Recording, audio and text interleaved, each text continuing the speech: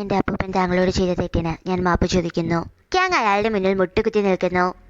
നീ എന്തിനാണ് മോനെ ഇവന്റെ മുന്നിൽ താഴുന്നേ? ഞാൻ ഒരു തെറ്റും ചെയ്തിട്ടില്ല. കണ്ടില്ലേ, ഇപ്പോൾ പോലും നിന്റെ തെറ്റ് മനസ്സിലാക്കാൻ ഇയാൾ തയ്യാറായിട്ടില്ല. പ്രിയപ്പെട്ടവർ മരിക്കുമ്പോഴുള്ള വേദന ഇയാളും അറിയട്ടെ എന്ന് വിളിച്ചുകൂവി ക്യാങ്ങിന് നേരെ വേസുമായി അയാൾ വരുന്നത് കണ്ട അപ്പൂപ്പൻ അവനെ തള്ളി മാറ്റുന്നു. അയാൾ ആ വേസ് അപ്പൂപ്പന്റെ തലയിലടിച്ചു പൊട്ടിക്കുന്നു. അപ്പൂപ്പ! അവൻ അപ്പൂപ്പനെ വിളിക്കുന്നുണ്ടെങ്കിലും യാതൊരു പ്രതികരണവും ഉണ്ടായില്ല. ദേഷ്യവും സങ്കടവും വന്ന ക്യാങ് വിശ്വസ്തന്റെ കഴുത്ത് പിടിച്ചു ഞെരിക്കുന്നു. ഇത് കണ്ടുകൊണ്ടുവന്ന യോൺവോ അവനെ ആശ്വസിപ്പിക്കുന്നു. ആ പൂച്ചിലയിലെ പൂവുകൾ പൊഴിഞ്ഞ് ഒരേയൊരു പൂവ് മാത്രം ബാക്കിയാവുന്നു. ഈ സംഭവം കഴിഞ്ഞിട്ട് കുറച്ചു ദിവസങ്ങളായിരുന്നു. അപ്പൂപ്പന്റെ ജീവൻ രക്ഷിക്കാനായെങ്കിലും അദ്ദേഹത്തിന്റെ മാനസിക നില തകരാറിലായിരുന്നു. തന്നെ പോലും തിരിച്ചറിയാനാകാതെ ഓരോന്നൊക്കെ പറഞ്ഞുകൊണ്ടിരിക്കുന്ന അപ്പൂപ്പന്റെ അവസ്ഥ ക്യാങ്ങിന് താങ്ങാനാവുന്നില്ല. എനിക്കിപ്പോൾ അപ്പൂപ്പനോട് ഒരു വിരോധവുമില്ല. അദ്ദേഹത്തിന് കിട്ടാവുന്നതിൽ വെച്ച് ഏറ്റവും വലിയ ശിക്ഷ കിട്ടി. പിന്നെ അദ്ദേഹം എന്തൊക്കെ ചെയ്തിട്ടുണ്ടെങ്കിലും എൻ്റെ അപ്പൂപ്പനല്ലേ. എത്ര നാൾ എനിക്ക് അദ്ദേഹത്തെ വെറുക്കാനാകും? ഇനി നമുക്ക് സന്തോഷത്തോടെ ജീവിതം മുന്നോട്ട് കൊണ്ടുപോകാം. നിറച്ചിരിയോടെ തന്നെ നോക്കുന്ന ക്യാങ്ങിനോട് ഒന്നും പറയാനാകാതെ യോൺവു ഇരിക്കുന്നു. പിറ്റേ ദിവസം അവരെ കാത്തിരുന്നത് അനിയനും അപ്പൂപ്പന്റെ മോളുടെ മോനുമായിരുന്നു. അപ്പൂപ്പന്റെ മോൾക്ക് എവിടെയോ പോകേണ്ടതിനാൽ അവരുടെ മകനെ നോക്കേണ്ട ചുമതല അനിയന്റെ തലയിലാകുന്നു. അനിയനാകട്ടെ താൻ മാത്രം അനുഭവിച്ച പോരല്ലോ എന്ന് വിചാരിച്ചിട്ടാവണം അവനെ ഇങ്ങോട്ട് ക്യാങ്ങിനെടുത്തു വരുന്നു. എന്തായാലും സഹോദരങ്ങൾ തമ്മിലുള്ള ചില നല്ല നിമിഷങ്ങൾക്ക് അത് കാരണമാകുന്നു. സാവോൾ ആകട്ടെ ഇപ്പോഴും ആ യുണീക്ക് മോതിരം നോക്കി സന്തോഷിച്ചിരിക്കുകയാണ്. എന്തായാലും ആഹ്ലാദിച്ച് ഒടുവിൽ അത് കയ്യിൽ നിന്ന് പോകുന്നു. വൈകിട്ട് വീട്ടിൽ വന്ന സെക്രട്ടറി കാണുന്നത് ഒഴിഞ്ഞ ബിയർ കുപ്പികളും കുടിച്ച് അതിനടുത്ത് ബോധം പോയിരിക്കുന്ന തന്റെ അനിയത്തിയെയും സാവോളിനെയുമാണ്. സാവോൾ ആകട്ടെ ഓരോ ക്യാനഡി അടപ്പെടുത്ത് വിരലിലിട്ട് ഇതല്ല ഫീലിംഗ്, ഇതല്ല എന്ന് പറഞ്ഞിരിക്കുന്നു. ഇത് കണ്ട് അവൾക്ക് പ്രാന്തായോ എന്ന രീതിയിൽ സെക്രട്ടറി നിൽക്കുന്നു. എൻ്റെ പൊന്നു ചേട്ടാ, എത്രയോ ഫാൻസി മോതിരം കിട്ടുമായിരുന്നു. ഈ അടപ്പ് തന്നെ വെച്ച് സാവോളിനെ പ്രപ്പോസ് ചെയ്യേണ്ട വല്ല കാര്യം ഉണ്ടായിരുന്നോ? എന്നോട് ക്ഷമിക്കണം, എൻ്റെ കയ്യിൽ നിന്ന് മോതിരം പോയി. കുഴപ്പമില്ല സാവോൾ, അത് റിയൽ മോതിരം അല്ലായിരുന്നല്ലോ. പക്ഷെ എനിക്കതങ്ങനെ അല്ല. എന്നെ സംബന്ധിച്ചിടത്തോളം എനിക്ക് കിമ്മും ചായയും ഒക്കെ തന്ന സമ്മാനങ്ങളെക്കാൾ വിലയുണ്ട് അതിന്. കിമ്മും ചായയും ഒക്കെ ആരാ? എൻ്റെ പുറകെ നടന്ന ചെക്കന്മാരാന്നേ. ഓ, കിമ്മിൻ്റെ ബോഡി ഒന്ന് കാണാം. മതി നേരത്തെ എനിക്ക് പറഞ്ഞു കേൾക്കണ്ട. അവരുടെ വാ പൊത്തിപ്പിടിച്ച് സെക്രട്ടറി കയ്യിലേക്ക് സാവൾ വാള് വെക്കുന്നു. കൂടെ അനിയത്തിയും ചേരുന്നു. സെക്രട്ടറിയുടെ ഒരവസ്ഥയെ. പിറ്റേന്ന് ചെയർമാൻ ആവാൻ രണ്ടാനമ്മ തയ്യാറെടുക്കുന്ന വിവരം ടീംമേറ്റ്സിൽ നിന്ന് കേട്ട അനിയൻ അവന്റെ അമ്മയോട് ചെന്ന് മാറി ചിന്തിക്കണമെന്ന് പറയുന്നു. എന്തിന്റെ പേരിലായാലും അമ്മ ചേട്ടനോട് പെരുമാറിയ രീതി ന്യായീകരിക്കാൻ പറ്റുന്നതല്ല. അപ്പൂപ്പന്റെ അവസ്ഥ തന്നെ അമ്മ കണ്ടില്ലേ. ഇത്രയും ചെയ്തു വെച്ചിട്ട് ഒടുവിൽ അദ്ദേഹത്തിന് എന്ത് കിട്ടി? കർമ്മ എന്നൊരു സാധനമുണ്ട് അമ്മ. അതുകൊണ്ട് അമ്മയ്ക്ക് 100% ശരിയെന്നുറപ്പുള്ളത് മാത്രം ചെയ്യുക. കമ്പനിക്ക് പുറമെ അമ്മയ്ക്കൊരു ജീവിതമുണ്ട്. അവൻ പോകുന്നു. ക്യാങ്ങിനോട് സെക്രട്ടറി ആകട്ടെ രണ്ടാനമ്മ ചെയർമാൻ ആകാൻ ശ്രമിക്കുന്ന കാര്യവും അതിനവർക്ക് സപ്പോർട്ട് ഉണ്ടെന്നും പറയുന്നു. മാത്രവുമല്ല രണ്ടാനമ്മയുടെ വിശ്വസ്തൻ എല്ലാ കുറ്റവും സ്വയം ഏറ്റെടുത്ത് കീഴടങ്ങിയെന്നും പറയുന്നു. യോൺവോ ആ ഡയറി മിഡാമിന് തിരികെ കൊടുത്തിട്ട് താൻ തിരികെ ജോസോണിലേക്ക് പോകുകയാണെന്ന് പറയുന്നു. ക്യാങ്ങിനെ രക്ഷിക്കാൻ ഞാൻ പോയേ പറ്റൂ. കണ്ണുകൾ നിറഞ്ഞിരുന്നു അവളുടെ. ഇതേ സമയം ചെയർമാനിന്റെ വോട്ടെടുപ്പിന് രണ്ടാനമ്മയുടെ വരവ് പ്രതീക്ഷിച്ചിരുന്നവരുടെ അടുത്ത് ഒരു ഡയറക്ടർ വന്ന് രണ്ടാനമ്മ കമ്പനിയിലെ എല്ലാ പൊസിഷനിൽ നിന്ന് രാജിവെക്കുകയാണെന്നും അവരുടെ ഷെയറുകൾ ക്യാങ്ങിന് നൽകുന്നുവെന്നും പറയുന്നു. അതുമാത്രവുമല്ല അടുത്ത CEO ആയി ക്യാങ്ങിനെ അവർ സജസ്റ്റ് ചെയ്യുന്നുവെന്നും പറയുന്നു. ക്യാങ്ങിന് പോലും വിശ്വസിക്കാനാകുന്ന ഒരു തീരുമാനമായിരുന്നില്ല അത്. മീറ്റിംഗിൽ പങ്കെടുത്ത് തിരികെ മടങ്ങവേ രണ്ടാനമ്മയെ കണ്ട ക്യാങ് എന്തുകൊണ്ടാണ് അവർ ഇങ്ങനെയൊരു തീരുമാനം എടുത്തതെന്ന് ചോദിക്കുന്നു. ഈ കമ്പനിയാണ് എനിക്കെല്ലാം. അതൊരാൾക്ക് കൈമാറുമ്പോൾ മികച്ച ഒരാളായിരിക്കണം. അതിൻ്റെ സാരഥിയൊന്നും എനിക്ക് നിർബന്ധമുണ്ടായിരുന്നു. നീയല്ലാതെ മറ്റാരും തൽക്കാലം അതിനില്ല. ഇത്രയും നാളെ കമ്പനിക്ക് വേണ്ടി ചെയ്ത താങ്കളുടെ ഹാർഡ് വർക്കിന് നന്ദി. പിന്നെ എൻ്റെ തെറ്റിദ്ധാരണയുടെ പേരിൽ ഞാൻ ക്ഷമ ചോദിക്കുന്നു. നീ ക്ഷമ ചോദിക്കേണ്ട ആവശ്യമൊന്നുമില്ല. എനിക്ക് നിന്നെ അത്ര ഇഷ്ടമൊന്നുമല്ല. സോ എൻ്റെ ഭാഗത്തും തെറ്റുണ്ട്.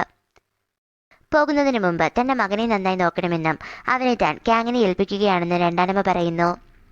അന്ന് രാത്രി യോൺവു താൻ പോകുന്ന കാര്യം ക്യാങ്ങിനോട് പറയുന്നു. തന്നെ വിട്ടു പോകരുതെന്ന് പറഞ്ഞ അവനെ അവൾ കാര്യങ്ങൾ പറഞ്ഞ് മനസ്സിലാക്കാൻ നോക്കുന്നുണ്ടെങ്കിലും അവൻ തനിക്ക് കുറച്ച് സമയം ഒറ്റയ്ക്ക് വേണമെന്നും പറഞ്ഞു പോകുന്നു. അവൻ കാണാൻ ചെന്നത് ഡോക്ടറിനെ ആയിരുന്നു. എന്തെങ്കിലും ചെയ്ത് തന്റെ ഹൃദയം ശരിയാക്കാൻ പറഞ്ഞ് അവൻ കരയുന്നു. നിസ്സഹായനായിരുന്നു ഡോക്ടർ.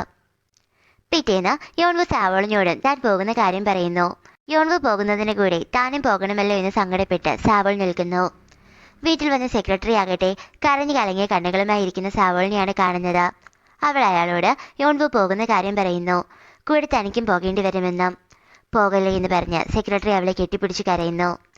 ക്യാങ് ആകട്ടെ യോൺവു പോകുന്നതിലുള്ള പ്രതിഷേധം മാക്സിമം അവളെ അവോയ്ഡ് ചെയ്തിട്ടാണ് കാണിച്ചിരുന്നത്. ഒടുവിൽ സഹിക്കവയ്യാത്ത യോൺവു അവനോട് ആ പൂച്ചിലയിലെ അവസാന പൂവും വീഴുന്ന ദിനം വരെ മാത്രമേ താൻ ഇവിടെ ഉള്ളൂ എന്നും അതിൽ നിന്ന് 2 ആഴ്ച പോലും ഇല്ലെന്നും അത്രയും ദിവസം തനിക്ക് സന്തോഷമായി അവൻ്റെ കൂടെ ജീവിക്കണമെന്നും പറയുന്നു. സന്തോഷമായി എന്ന് നമുക്ക് ഇവിടെ ജീവിച്ചൂടെ? എങ്ങനെ എനിക്കതിന് സാധിക്കും? ഞാൻ ഇവിടെ നിൽക്കുന്ന ഓരോ നിമിഷവും മരിച്ചുകൊണ്ടിരിക്കുന്ന തൻ്റെ കൂടെ തന്നെ രക്ഷിക്കാൻ എന്നെ കൊണ്ടേ പറ്റൂ എന്നറിഞ്ഞിട്ടും അത് ചെയ്യാതെ ഞാൻ എങ്ങനെ സന്തോഷത്തോടെ ഇവിടെ നിൽക്കും? അതുകൊണ്ട് ഒരുമിച്ചുള്ള ഈ 2 ആഴ്ചക്കാലം നമുക്ക് എല്ലാം മറന്ന് സന്തോഷത്തോടെ ജീവിക്കാം. ഒന്നും മിണ്ടാതെ അവൻ നിൽക്കുന്നു. പിറ്റേ ദിവസം തന്റെ വിശ്വസ്തനെ കാണാൻ രണ്ടാനമ്മ ചെല്ലുന്നു. അയാൾ ജയിലിലായിരുന്നു. അവരയാളോട് തന്റെ വിശ്വസ്തനായി തനിക്കൊപ്പം നിന്നതിന് നന്ദി പറയുന്നു. പിന്നെ ക്യാങ്ങിന്റെ അപ്പൂപ്പൻ അയാൾ ചെയ്ത തെറ്റിന് മരണത്തേക്കാൾ വലിയ ശിക്ഷ കിട്ടി. മാനസിക നില തെറ്റി ആരെയും തിരിച്ചറിയാനാകാതെ സ്വയം തീർത്ത ഏതോ ലോകത്താണ് അയാൾ ഇപ്പോൾ കഴിയുന്നത്. പിന്നെ തന്റെ ഭാര്യയ്ക്കും കുഞ്ഞിനും സംഭവിച്ചു പോയതിന് ക്യാങ് ഫാമിലിയുടെ പേരിൽ ഞാൻ മാപ്പ് ചോദിക്കുന്നു. നീണ്ട മൗനത്തിനു ശേഷം വീണ്ടും രണ്ടാനമ്മ തുടർന്നു. താൻ ചെയ്ത തെറ്റുകളുടെ ശിക്ഷ മാത്രം താൻ അനുഭവിച്ചാൽ മതി. താൻ ഏറ്റെടുത്ത എൻ്റെ തെറ്റുകൾ ഞാൻ ഏറ്റുപറയാൻ പോവുക. പോകാനിറങ്ങി അവരോട് അങ്ങനെ ചെയ്യരുതെന്ന് വിശ്വസ്തൻ പറയുന്നു. നിങ്ങൾക്കൊരു മകനുണ്ട്. ഇനിയെങ്കിലും ആ മകന് വേണ്ടി നിങ്ങൾ ജീവിക്കണം. എനിക്ക് എൻ്റെ കുഞ്ഞിനെ രക്ഷിക്കാൻ പറ്റിയില്ല. രാത്രി യോൺവോവിനെ ആദ്യമായി താൻ കണ്ട ഹോട്ടലിന്റെ സ്വിമ്മിംഗ് പൂളിൽ അവളോടൊപ്പം ഇരിക്കുകയായിരുന്നു ക്യാങ്. അവൻ അവളോട് താൻ മനസ്സിനെ പാകപ്പെടുത്തിയെന്നും അവളോട് ജോസോണിലേക്ക് പൊക്കോളാനും പറയുന്നു. തൻ്റെ ആഗ്രഹം പോലെ ഇനിയുള്ള കുറച്ച് ദിവസങ്ങൾ നമുക്ക് സന്തോഷത്തോടെ ജീവിക്കാം. പിറ്റേന്ന് സെക്രട്ടറിയും സാവോളിനെയും തങ്ങളുടെ വീട്ടിലേക്ക് വിളിച്ച് സാവോളിന്റെ ബർത്ത് സർട്ടിഫിക്കറ്റ് ക്യാങ് കൊടുക്കുന്നു. സാവോളിനെ തിരികെ കൊണ്ടുപോകുന്ന കാര്യം പറയാനായിരിക്കും ക്യാങ് വിളിച്ചു വരുത്തിയതെന്ന് കരുതി അവർ രണ്ടുപേരും ഒരേപോലെ ഞെട്ടുന്നു. സാവോൾ, നിനക്ക് ഇവിടെ നിൽക്കണമെങ്കിൽ ID കാർഡ് വേണ്ടേ? അതിനാദ്യം വേണ്ടത് ബർത്ത് സർട്ടിഫിക്കറ്റാ. നീ ഇവിടെ നിൽക്കേണ്ടതല്ലേ? സെക്രട്ടറി ഇവിടെയല്ലേ ഉള്ളേ? സാവോൾ അവളെ പുണരുന്നു. സെക്രട്ടറി ക്യാങ്ങിനെയും. പിന്നെയുള്ള ദിവസങ്ങളെല്ലാം തന്നെ ക്യാങ്ങും യോൺവുവും ഒരുമിച്ച് സ്പെൻഡ് ചെയ്യുന്നു. ഒടുവിൽ അവളുടെ ഫോട്ടോസൊക്കെ വെച്ച് ഒരു വീഡിയോ അവൻ അവൾക്കായി പ്ലേ ചെയ്യുന്നു. അത് കണ്ടുകൊണ്ടിരിക്കവേ പൂമ്പാറ്റയുടെ ലോക്കറ്റുള്ള ആ മാല അവൻ അവളുടെ കഴുത്തിൽ അണിയിക്കുന്നു.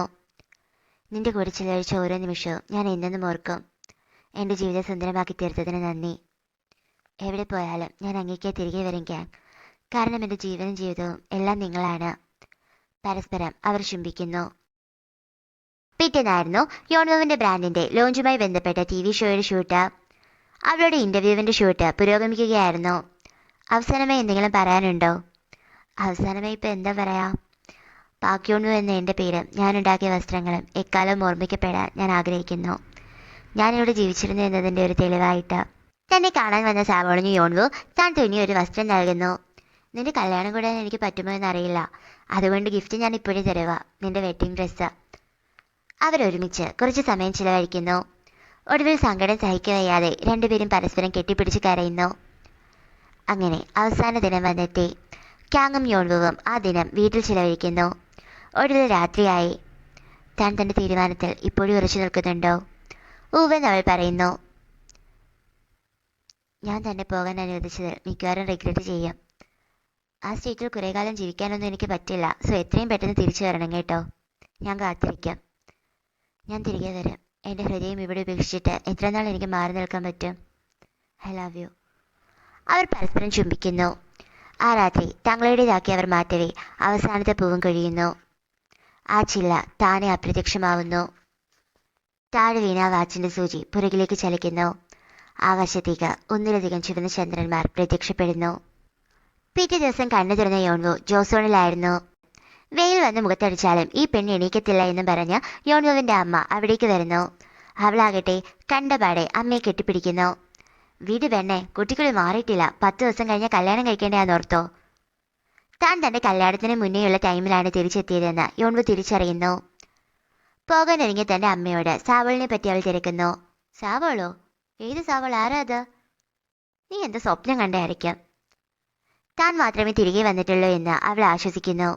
അവളുടെ കഴുത്തിൽ അപ്പോഴും ആ മാലയുണ്ടായിരുന്നു. തന്റെ വീട്ടിലേക്ക് കയറാനിറങ്ങിയ ജോസോണിലെ ക്യാങ്ങിന്റെ മുന്നിൽ ഒരമ്പ് വന്ന് തറച്ചു നിൽക്കുന്നു. ഇന്ന് രാത്രി 7-ന് പാലത്തിനടുത്ത് വെച്ച് എനിക്ക് തന്നെ കാണണം. അങ്ങനെ തന്നെ കാണാനായി വരുന്ന ജോസോണിലെ ക്യാങ്ങിനോട് അവൾ അവന്റെ രണ്ടാനമ്മ അവന് രാത്രി കൊടുക്കുന്ന മരത്തിൽ വിഷം കലർത്തിയിട്ടുണ്ടെന്ന് പറയുന്നു. താൻ എന്താ പറയുന്നതെന്ന് വല്ല ബോധവും തനിക്കുണ്ടോ? എനിക്കറിയാം, വിശ്വസിക്കാൻ പാടായിരിക്കും. ഇതാ ഈ വെള്ളി കൊണ്ട് ഞാൻ പറയുന്നത് സത്യമാണോ അല്ലയോ എന്ന് ബോധ്യപ്പെടൂ. അങ്ങനെ അവളുടെ കല്യാണ ദിനം വന്നെത്തി. എന്നാൽ ആദ്യ രാത്രി എങ്ങനെ നേരത്തെ അവന് നെഞ്ചുവേദന വന്നോ അതുപോലെ തന്നെ നെഞ്ചുവേദന വന്ന ചോര തുപ്പി അവളുടെ കയ്യിൽ കിടന്ന് അവൻ നിശ്ചലനാകുന്നു. എന്തുകൊണ്ടാണ് ഇങ്ങനെ സംഭവിക്കുന്നതെന്ന് മനസ്സിലാവാതെ നിസ്സഹായയായി യോൺവു ഇരിക്കുന്നു.